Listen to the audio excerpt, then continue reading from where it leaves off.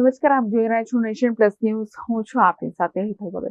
ડભોઈના પવિત્ર યાત્રાધામ ચાંદોદ ખાતે જ્ઞાન સાધના આશ્રમમાં આજરોજ પૂજ્ય દાદા ગુરુ ચાંદોદ ખાતે આવી પહોંચતા ભક્તોએ આશીર્વાદ લઈ ધન્યતા અનુભવી છે.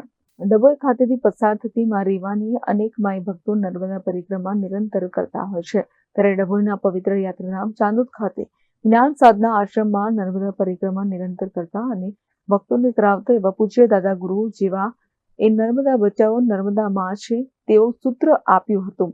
2000 ભક્તો સાથે આજરોજ પૂજ્ય દાદા ગુરુ ચાંદોદ ખાતે આવી પહોંચતા ભક્તોએ આશીર્વાદ લઈ ધન્યતા અનુભવી હતી.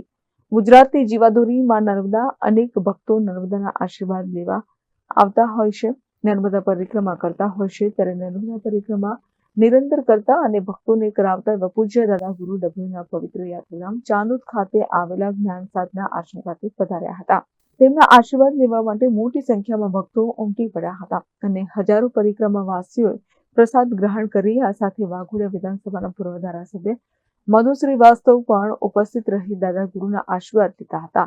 નર્મદા બચાવો નર્મદા માં છે તેવું સૂત્ર આપનાર પૂજ્ય દાદા ગુરુ જ્યારે પવિત્ર યાત્રાધામ ચાંદોદ ખાતે આવ્યા હોય, હજારો ભક્તો તેમના દર્શન કરી ધન્યતા અનુભવી હતી. Bureau report, nation plus news, Dabhoi. સમાચારોના સતત અપડેટ મેળવવા માટે અમારી નેશન પ્લસ ન્યૂઝની યુટ્યુબ ચેનલને સબસ્ક્રાઇબ કરો, બેલ આઇકન દબાવો અને જોડાયેલા રહો ફેસબુક, ઇન્સ્ટાગ્રામ અને ટ્વિટર પર.